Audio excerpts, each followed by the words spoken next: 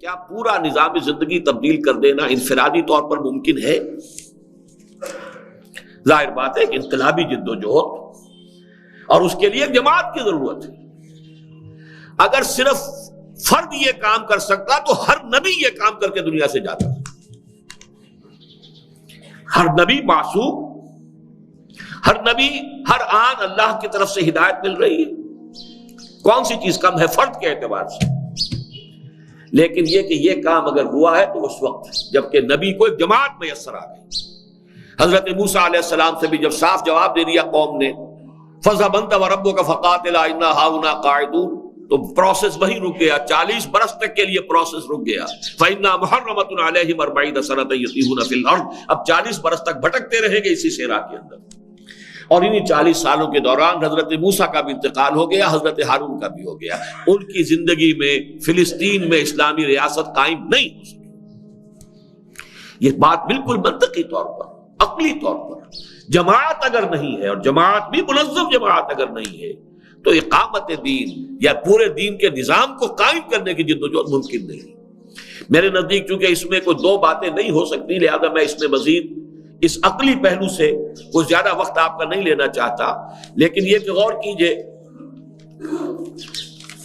میں نے آج جو حدیث آپ کو سنائی ہے اور قرآن مجید کی جو آیات سنائی ہے وہ اس اعتبار سے کہ قرآن اور حدیث کی روح سے، یعنی نقلی پہلو سے، دین کا جو پہلو ہے کہ وہ منقول ہوا ہے، دین ہمارا اللہ سے منتقل ہوا محمد کو بذریعہ جبرائیل علیہ الصلوۃ والسلام صلی اللہ علیہ وسلم، اور محمد صلی اللہ علیہ وسلم سے منتقل ہوا صحابہ کرام کو، صحابہ کرام سے تابعین اعظام کو، تابعین سے تبع تابعین کو، اس طرح ہوتا ہوا یہ منتقل ہوتا چلا آ رہا ہے۔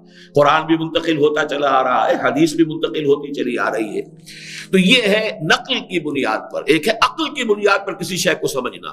تو موٹی بات یہ ہے کہ نظام کی تبدیلی ایک جماعت کے بغیر ممکن نہیں، لیکن اب سمجھیے جو نقل ہمارے لیے کتاب اور سنت کی نصوص، ان کے اعتبار سے، ان کے حوالے سے اس کی اہمیت کیا ہے۔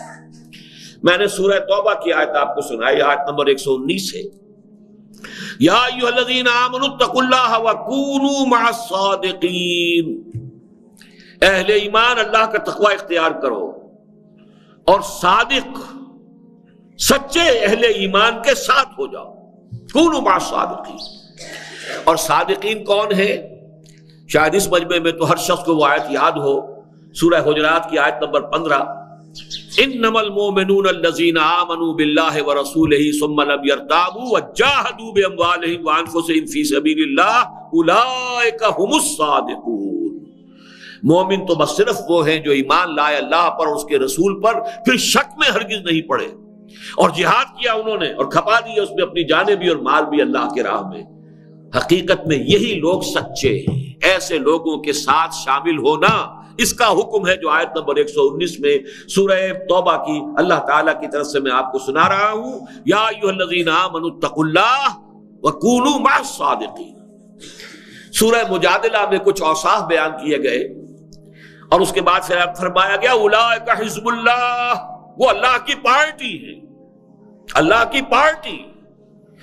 الا ان حزب اللہ ھم المفلحون، آگاہ ہو جاؤ کہ فلاح پانے والے تو وہی ہوں گے جو حزب اللہ میں شامل ہیں۔